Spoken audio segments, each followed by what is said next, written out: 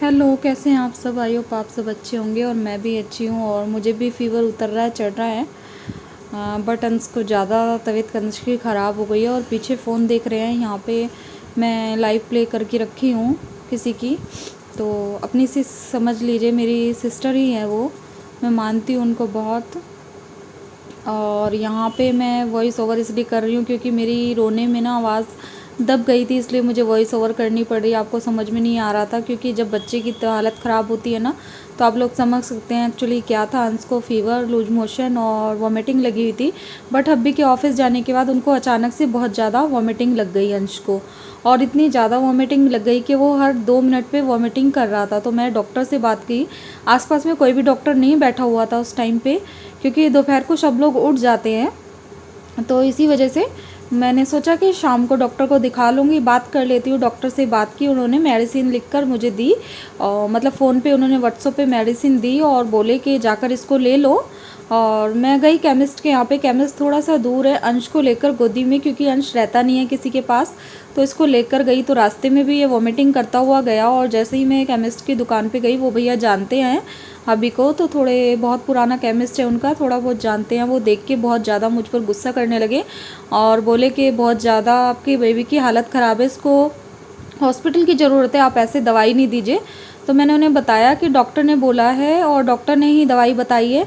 तो उन्होंने मुझसे बोला ठीक है, मैं आपको दवाई दे रहा हूँ, बट मेरे हिसाब से दवाई नहीं देनी चाहिए आपको, इसका ट्रीटमेंट कराना चाहिए हॉस्पिटल से, क्योंकि बेबी आपका ज़्यादा बीमार है। तो इतने में ये वहाँ पे भी वॉमिटिंग करने लगा, उनका पूरा फ़र्श ख़राब कर दिया। तो जो केमिस्ट वाले भैया थे, उन्होंने बोला क्योंकि ये सब लोग आते जाते हैं, आपको पता है, कि इसको थोड़ा सा बाहर ले जाके पलटी करा लो। तो वहाँ पे एक दीदी थे, वो बोले नहीं नहीं, आप यहीं कराइए, मैं साफ़ करूँगी बच्चे की वॉमिटिंग, और आप अकेले क्यों आए हैं। तो मैंने उन्हें बताया कि कोई नहीं है घर पे, हब्बी गए हैं ऑफिस, तो मैं अकेले हूँ, इसीलिए मैं अकेले आई हूँ यहाँ पे।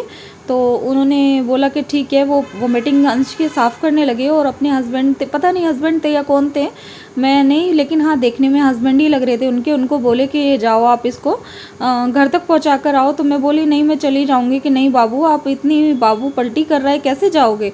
नहीं, आपको ये पहुँचा कर आएंगे हब्बी, अगर आप चाहो तो हॉस्पिटल भी पहुँचा सकते हैं। तो ये देखिए, अंश को फीवर था और वॉमिटिंग कर रहा था। तो मैं इसको और पंखा वगैरह सब बंद करके शॉल उड़ा दी थी, क्योंकि कोई भी गर्म कपड़ा भी निकाला हुआ नहीं था। वो घर पे छोड़ के गए। और घर पे छोड़ने के बाद जैसे डॉक्टर ने जो भी मेडिसिन दी थी, मैं वो भी अंश को दे नहीं पाई। और अंश एकदम से हाथ पैर मारने लगा बुरी तरीके से। तो मैं डर गई। और सामने एक शॉप है जहाँ से मैं अंश के लिए ब्रेड लेने गई। मुझे लगा कि थोड़ा सा दूध में इसको ब्रेड खिला देती हूँ, बट ये और ज़्यादा वॉमिटिंग करने लगा। तो मुझे नहीं समझ में आया, मैं जैसे थी ना ऐसे इसको लेके हॉस्पिटल के लिए निकल गई ऑटो से। और हब्बी को कॉल कर दिया, लेकिन हब्बी को समझ में नहीं आया कुछ भी कि मैं क्या बोली हूँ क्या नहीं बोली।